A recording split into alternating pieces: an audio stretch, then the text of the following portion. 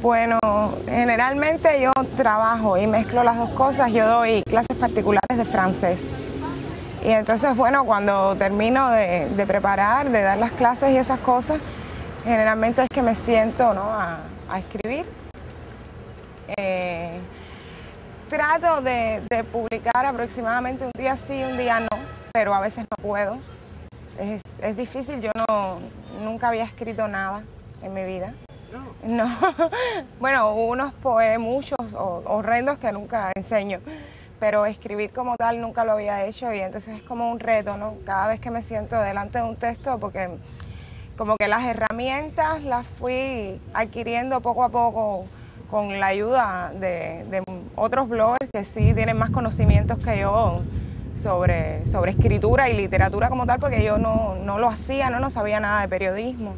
Y bueno, eso me dificulta un poco a veces, pero creo que me he ido adaptando y trato de ser, a veces soy obsesivamente perfeccionista, ¿no? Nunca el texto me queda como yo quiero. Y entonces por eso a veces no logro publicar un día sí, un día no, pero bueno, trato de mantener esa norma, cada 2 días también. Bueno, en el año 2008, mi esposo toca en un grupo de rock and roll que se llama Porno para Ricardo. Es un grupo muy contestatario, que ha tenido muchos problemas con la seguridad del Estado. Y entonces en el año 2008, en julio, el líder del grupo, Gorky Águila, fue arrestado por la policía sobre los cargos de peligrosidad predelictiva, que significa que aunque tú no hayas cometido ningún crimen, pues la policía considera que eres potencialmente peligroso para la sociedad y te arrestan. La condena implica de 1 a 4 años y por supuesto no se necesitan pruebas porque es predelictiva. Y bueno, el abogado siempre decía que nadie sale porque no se necesitan pruebas, es decir, es un arresto precriminal. Y entonces, como nosotros sabíamos, ¿no?, que el origen de todo eso era pues el nivel de contestatario de las canciones. Es un grupo de rock punk, es decir, que es muy contestatario. Y bueno, mi esposo y yo empezamos a llamar personas, llamamos más o menos a los que creíamos que podían ayudarnos. Llamamos a Joanny Sánchez de Generación Y, a Elizardo Sánchez, que tiene la Comisión de Derechos Humanos, y así llamamos a todas las personas que nos pasó por la mente que nos pudieran ayudar. Y en 4 días salió libre con una multa. Eso es inédito. En aquel momento fue inédito en un caso de peligrosidad predelictiva. Y bueno, ella y yo nos hicimos amigas, Joanny y yo. Yo comencé a ayudarla un poco con las traducciones de Generación Y al francés. Me gustaba mucho traducirle, pero quería escribir un texto después de esos 4 días, un pequeño texto, porque estaba muy emocionada, ¿no? Fue una gran victoria. Y ella me lo publicó en su blog. Y ya después como que me mordió el bichito, ¿no? Y me quise hacer un blog. La reacción, yo creo que es demasiado diferente. Cada persona me dice algo diferente, no puedo ni siquiera definirlo. Pero a mí personalmente me ha hecho muy feliz. Y yo sé que hay mucha gente que le gusta. Cuando yo empecé, nunca pude imaginar que un grupo mayor de 20 personas me iba a leer. Eso realmente, para mí 20 ya era como la inmensidad. Y después ver que me leen muchas personas, mucho más de 20, ni siquiera sé cuántos,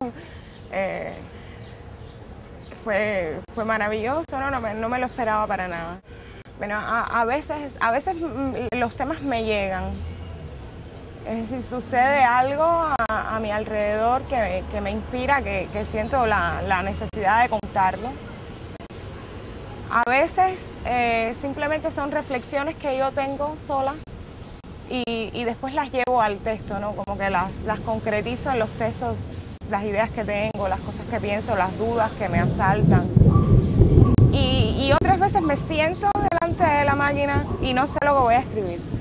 Eso también me pasa, es muy raro. Y a mí me parece que hay decepción no es la palabra, sino como mucha falta de fe. La gente los jóvenes no creen ni siquiera en un cambio, es como, es un estado de inercia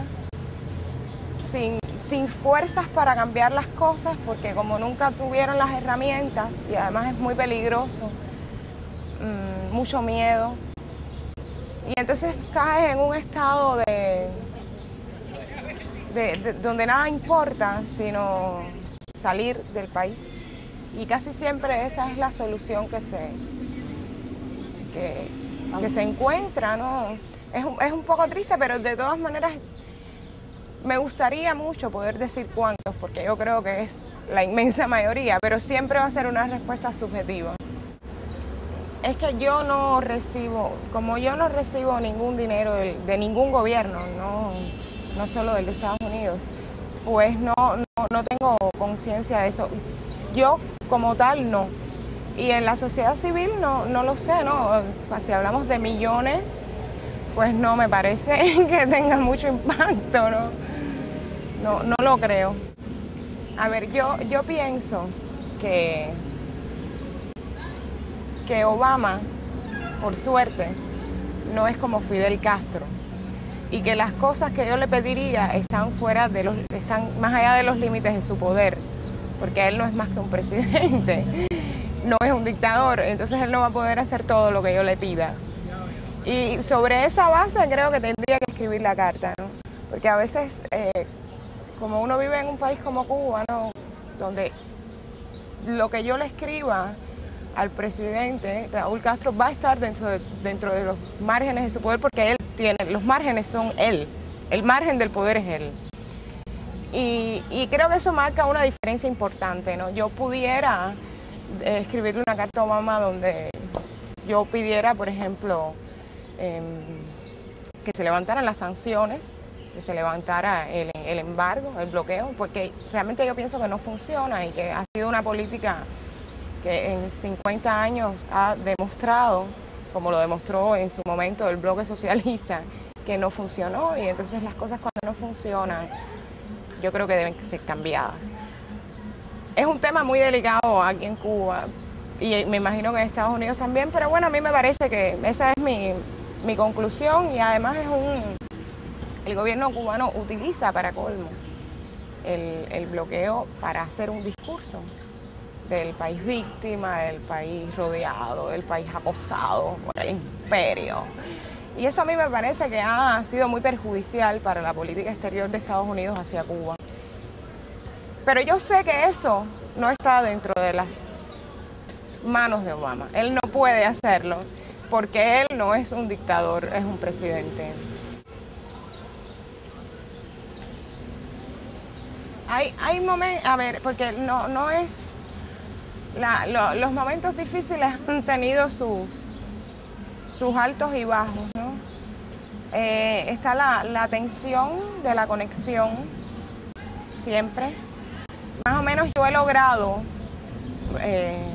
mantener el blog, pero por ejemplo cuando tengo videos para subir se vuelve muy agónico.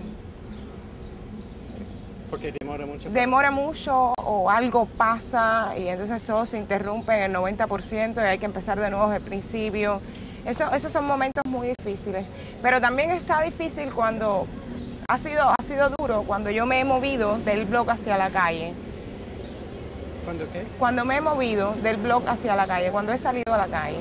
Creo que han sido los momentos para mí de pruebas más duras, ¿no? Donde he sentido mucho miedo. Yo soy muy miedosa, La gente cree que yo soy valiente, pero eso no es así. Y por ejemplo, marchar con las damas de blanco para mí fue un momento, era como una mezcla de demasiadas sensaciones, ¿no? Era mucho miedo, a la misma vez mucho orgullo, mucha alegría de estar con ellas.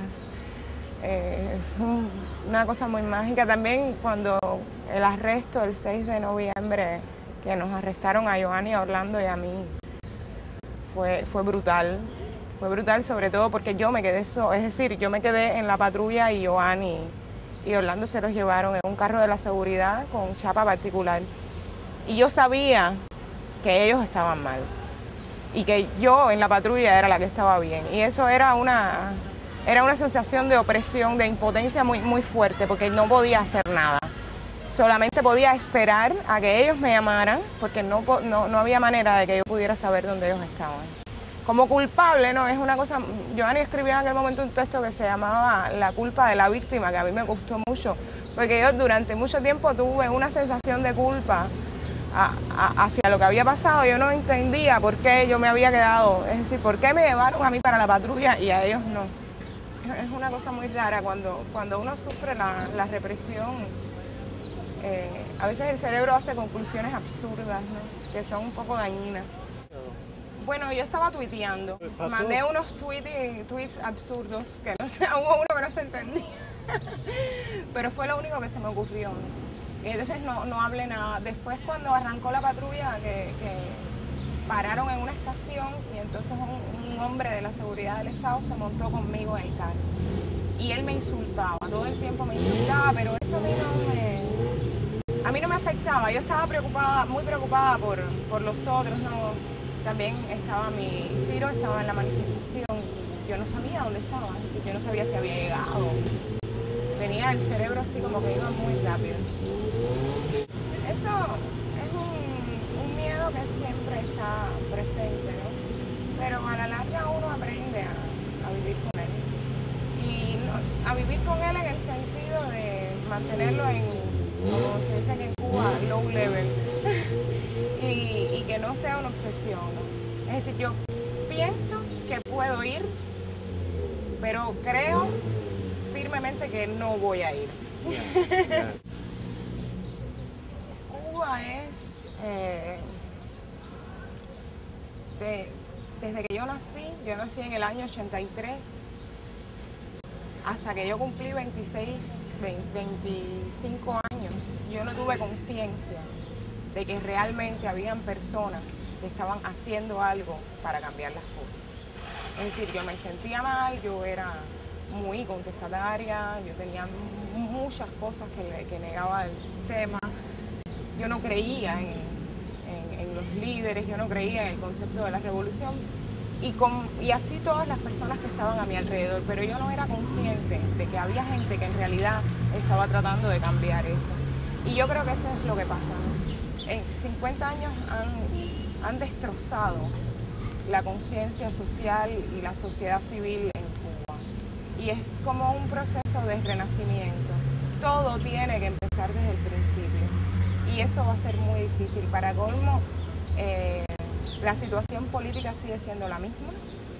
Es decir, nada ha cambiado. Es decir, que tenemos que renacer sin que las condiciones se den, porque las condiciones parece que no se van a dar. Y eso marca la diferencia. No es que yo sea pesimista, pero sé que va a ser difícil. Yo la verdad, que me divertí mucho, ¿no? Yo estaba súper contenta porque una de las cosas que a mí me parecía que me estaban quitando cuando él se retiró era el derecho a verlo llegar al final. Es decir, de verlo ahí. Para hacer lo que yo quiera, para reírme, para llorar, para apagar el televisor, no sé. Ese derecho yo sentí que se había perdido y yo pensaba que el final iba a llegar y ya. No lo iba a ver nunca más, ¿no? Y no fue así, entonces volvió con lo de la Tercera Guerra Mundial, que es muy gracioso, ¿no? Como que tiene una idea fija. Y para mí ha sido como perfecto, yo estoy muy contenta porque yo creo que ha sido un error, ¿no? de las personas en el Comité Central que se ocupan de su imagen. Yo me pregunto las razones por las que él ha vuelto a salir. Y supongo que sea una manera del gobierno de decir nada ha cambiado, todo sigue igual. Pero en realidad no todo sigue igual, porque su mente no sigue igual. Y cada vez que lo ponen, todo el pueblo de Cuba puede corroborar que su mente no está bien. Y entonces, pues a mí no me afectó, ¿no? Yo no me puse triste ni nada. Además, de todas maneras, él estaba ahí, ¿no? Con las reflexiones. A mí, yo no creo que él sea una pieza importante. Es decir, a ver, voy a tratar de... Él ya no es el sostén del sistema. El sistema se sostiene por todo lo que se creó a lo largo de, bueno, pues de medio siglo. Entonces el hecho de que él salga o no, no quiere decir que haya más fuerza para mantener las cosas, sino todo lo contrario. El hecho de que él salga significa que ellos necesitan volver a la imagen, volver a la fuerza de su nombre y de su persona, para que la gente crea que todo está bien. Es decir, que él está en el televisor solamente quiere decir que las cosas están muy mal y que allá arriba hay mucho miedo. Allá arriba, no, yo creo que no está bien.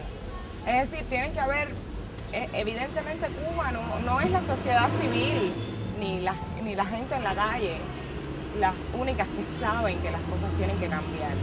Allá arriba tienen que haber personas dentro del partido y dentro del comité central que saben que las cosas tienen que cambiar, pero están en la máquina del poder, están envueltos en la rueda y no pueden salirse de los carriles, pero ellos saben que tienen que cambiar porque no se puede seguir sosteniendo. Bueno, Cuba es el país con menos conectividad a internet del hemisferio occidental. Y además de eso es un país desnudo en tecnología. Es decir, ahora, hace algunos años, es que empezaron a llegar, por ejemplo, los teléfonos celulares. Durante mucho tiempo para los cubanos fue ilegal tener un teléfono celular. Pero de todas maneras las personas encontraban la manera, ¿no? Iba un extranjero, sacaba el celular a su nombre, se lo daba al cubano y bueno, pues el cubano seguía usando. Así ha funcionado con casi todo, ¿no? Así funciona igual con las cuentas de internet, así funciona con todo. Siempre hay una manera alternativa de acceder. Pero de todas formas fue inevitable porque el siglo XXI avanza y yo creo que el gobierno cubano se vio obligado ya pues a abrir, por lo menos en el caso de los celulares y de las computadoras, el derecho a que los cubanos no solo las tengan, sino que puedan acceder a comprarlas o a tenerlas legalmente, es decir, con papeles, con la propiedad a nombre de la persona. Eso no hizo que mucha más gente tuviera computadoras, pero sí celulares. Los celulares aumentó mucho la cantidad y poco a poco, cuando ya tú tienes la tecnología en la mano, pues el uso es inevitable y lo empiezas a usar para todo, para mandar mensajes a veces a los amigos, pero también en ese celular es un receptor de noticias y un emisor de noticias. Y así se ha ido creando una red completamente espontánea de noticias que se van pasando y la gente se va enterando por SMS de lo que está pasando. Y con el correo sucede lo mismo. Han habido incluso antecedentes, ¿no? Entre los intelectuales. Hubo una cosa que se llamó la guerra de los mails, fue un email que mandó, si no me equivoco, un escritor, y entonces muchas personas del medio de la cultura empezaron a responderle. Todo eso fue en la intranet cubana y se llamó un debate, fue el primer debate real, salido de la sociedad civil, sin que nadie mandara, sin que viniera un ministro y dijera, bueno, ahora vamos a hablar de lo que no nos gusta. No, surgió así espontáneo. Y eso pasa todo el tiempo y está fuera de control. Yo creo que la tecnología, no soy una fanática, hay gente que cree que la tecnología es mágica, ¿no? Por ejemplo, lo que pasó en Irán con Twitter, mucha gente se decepcionó, ¿no? Pero esto no era lo que yo creía. El problema es que la tecnología es una herramienta. Nosotros somos los que tenemos que hacer que esa herramienta funcione. Si nosotros no hacemos que la herramienta funcione, ella no puede hacer nada, ella no es autónoma, ella depende de un humano que esté detrás de ella. Y yo creo que sí, que la tecnología es la herramienta. Somos nosotros los que todavía no hemos aprendido a usarla en su totalidad. Sí, el costo es prohibitivo, eso está. Es decir, una hora, los cubanos, los ciudadanos cubanos no tienen derecho a tener una cuenta a su nombre, no es un derecho. Es decir, yo en el centro donde venden cuentas de internet, yo voy y digo que quiero sacar una cuenta de internet y me dicen que no hay. Ellos no te dicen nunca que no tienes derecho, te dicen que no hay. Pero si va un extranjero, para él sí hay. Un extranjero residente, además. Y bueno, la otra opción que queda son los hoteles, donde cuesta de 6 a 10 dólares conectarse en dependencia del hotel, en dependencia de la red. Si es wireless, es más caro. Si es en las máquinas del hotel es más barato, pero bueno, oscila entre esa cantidad, entre 6 y 10. ¿Qué sucede? Que como te decía ahorita, todo esto se relativiza a partir del momento tal en que esa misma oferta existe en el mercado negro. La misma. ¿Sí? Sí, es decir, tú entras a un sitio que se llama rebolico.com y pones ahí internet y te sale una lista así de tamaño de cuentas de internet que la gente vende. Que son, yo no sé ni de dónde salen, ¿no? Y bueno, así se conectan muchas personas. También una persona que tenga internet no es como, porque es una visión un poco diferente, ¿no? Internet como que cada uno es un usuario, yo supongo, allá afuera, ¿no? En tu casa tú tienes tu cuenta, a ti no te puede pasar por la mente que tu cuenta sea la cuenta de tu vecino y del vecino de tu vecino. Y entonces aquí sí funciona así. Una persona que tenga una cuenta de internet, como mínimo van a haber 15 que van a él a ver el correo. Es decir, cada persona que tiene una cuenta tiene la posibilidad de potenciar el acceso. Se vuelven emisores de información y se vuelven, por supuesto, promotores del uso, porque los amigos llegan y la usan. Es buen dinero. Buen dinero para ellos. No, hay algunos que lo venden, pero hay otros que no. Hay otros que lo hacen simplemente de favor, ¿no? Ay, déjame revisar el correo en tu casa, y lo hacen. Y siempre, porque uno tiene amigos y los amigos no tienen. Entonces el amigo llega, ay, ¿me puedes dejar? Así lo hago yo mucho. Es decir, muchas de las veces que yo uso el internet es gracias a los amigos, porque no siempre me puedo pagar las horas en el hotel, son extremadamente caras. Es decir, funciona de esa manera. Primero hay un mercado negro y después por cada persona que compra una cuenta de internet en el mercado negro, habrá mínimamente 10 personas que van a usar su cuenta. Eso funciona de esa manera. Es como la solidaridad, ¿eh? Gracias.